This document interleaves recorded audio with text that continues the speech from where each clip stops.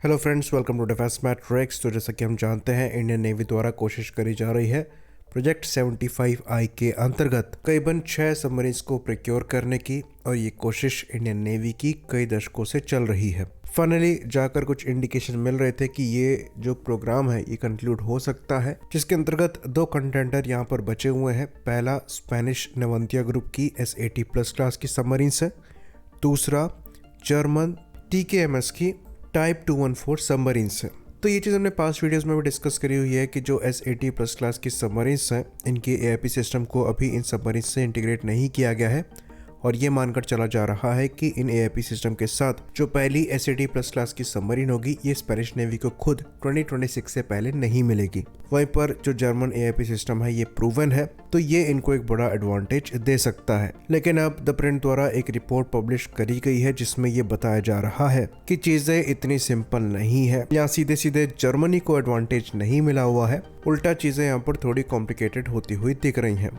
तो Indian navy ने जिस तरीके के AIP सिस्टम की रिक्वायरमेंट रखी थी, उस AIP सिस्टम की कॉन्फ़िगरेशन के काफी क्लोज स्पेनिश AIP सिस्टम आता है, जो कि फिलहाल सबमरीन में नहीं लगा है। वहीं पर जो जर्मन AIP सिस्टम है ये हमारी रिक्वायरमेंट के हिसाब से छोटा है। तो कुल मिला जुला के इंडियन नेवी जिस तरीके के AIP सिस्टम को चाहती है, जो कि एक्चुअली प्रूवन भी होना चाहिए, वो दोनों द्वारा ही प्रेजेंट नहीं किया गया है। जैसा कि हमने बताया, स्पेनिश AIP सिस्टम हमारे रिक्वायरमेंट के काफ़ी ज़्यादा क्लोज है पर प्रूवन नहीं है। वहीं पर जो जर्मन AIP सिस्टम है, जो कि इनकी सबमरीन्स में लगे हुए हैं, वो हमारे रिक्वायरमेंट से छोटे हैं। तो एक तरीके से AIP के मामले में आप नवंतिया को एक एज दे सकते हैं, क्योंकि वो हमारी रिक्वायरमेंट के काफ़ी क्लोज आते हैं। भले ही सबमरीन में इनको प्रूव ना किया गया हो, पर इनको करीबन 50,000 आवर्स तक टेस्ट किया गया है डिफरेंट कंडीशन में स्पेनिश नेवी द्वारा सेलेक्ट करने से पहले। वहीं पर जो TKMS के AIP सिस्टम है, जो कि इनकी टाइप 214 सबमरीन में लगे हुए हैं, वो उस सबमरीन के हिसाब से ठीक है, पर इंडियन नेवी की रिक्वायरमेंट इनसे बड़ी सबमरीन्स की है। तो टाइप 214 के एक वेरिएंट को ही इंडियन नेवी को ऑफर किया गया है, जहां पर इन्हें कंपैरेटिवली बड़ा AIP सिस्टम ऑफर करना पड़ेगा। तो वो इनको डेवलप करना पड़ेगा, जो कि एक प्रूवन सिस्टम पर बेस्ड ज़रूर होगा, पर खुद प्रूवन नहीं होगा। बाकी द ब्रांड में ये भी मेंशन किया गया है कि जो फ्यूल सेल बैटरीज होंगी जो जर्मन सबमरीन्स में लगी हुई हैं, ये दूसरी कंपनी द्वारा सप्लाई करी जाती हैं, TKMS द्वारा सप्लाई नहीं करी जाती हैं। लेकिन इंडिया को जो फ्यूल सेल बैटरीज सप्लाई होंगी, ये TKMS द्वारा खुद करी जाएंगी, जो कि अगेन प्रूवन नहीं होंगी, उनको प्रॉपरली फिर से टेस्ट करना पड़ेगा।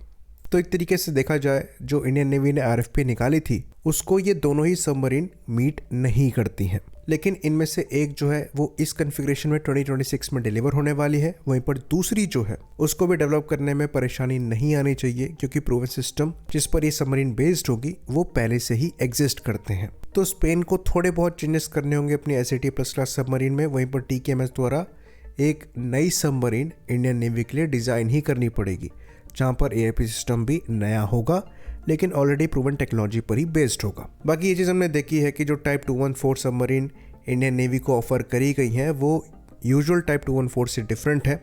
इवन इनमें टाइप 212 CD सबमरीन्स के भी एलिमेंट्स को ऐड किया गया है, जो कि इनकी one of the most advance submarine है। तो नेवी के पास यहाँ पर चॉइस ज़्यादा नहीं है। कहा यह जाता है कि जो प्रूवन AIP सिस्टम की डिमांड करी गई थी, वो इसलिए की गई थी ताकि इस प्रोग्राम के एग्जीक्यूशन में तेजी आ सके, क्योंकि डर यह था कि अगर यहाँ पर DRDO को इन्वॉल्व किया जाता और उनके AIP सिस्टम को इंटीग्रेट करने की बात शुरुआत से करी जाती, तो हो सकता है ये प्रोग्राम फर्दर डिले हो जाता। खैर, इंडिया का भी जो AIP सिस्टम है ये अवेलेबल है, और जो स्कॉर्पियन क्लास की सबमरीन्स हैं ये अगले साल से ही इन AIP सिस्टम के साथ रिफिट में इंटीग्रेट होना चालू हो जाएंगी। तो ये बात हम आपको बता दें कि स्पेनिश AIP सिस्टम और जर्मन AIP सिस्टम दोनों ही fuel cell based AIP system है।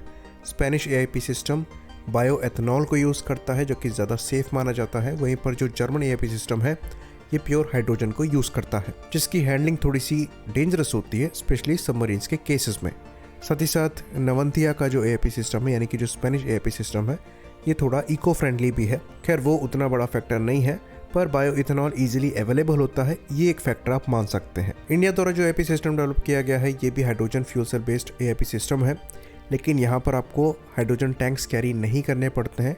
ये ऑनबोर्ड ही हाइड्रोजन प्रोड्यूस करने में सक्षम है। बाकी ये बात भी हम क्लियर कर दें कि हाइड्रोजन आपको सारे fuel cell based AIP system में रिक्वायर्ड होता है, इवन स्पेनिश एआईपी सिस्टम में भी रिक्वायर्ड है, लेकिन वहाँ पर आपको as a fuel hydrogen carry नहीं करना पड़ता है। बायो एथेनॉल को यूज़ करते हुए हाइड्रोजन को प्रोड्यूस किया जाता है। खैर सारे सिस्टम कैपेबल है तो ये एक इशू नहीं है। अब ये इंडियन नेवी के ऊपर है कि वो कौन सा सिस्टम या फिर कौन सी सबमरीन्स को चूज करती हैं, वेंडर्स पे भरोसा करते हुए कि जो आरएफपी में रिक्वायरमेंट रखी गई थी उनके हिसाब से इनको सबमरीन्स डिलीवर कर पाएंगे, क्योंकि आरएफपी की जो कंडीशन है वो एग्जैक्टली मीट नहीं हो रही है। आई होप इन्फॉर्मेशन यहाँ पर क्लियर रही हो। इसी बात पर इस वीडियो को हम खत्म करेंगे। लाइक करिए, सब्सक्राइब करिए। जय हिंद।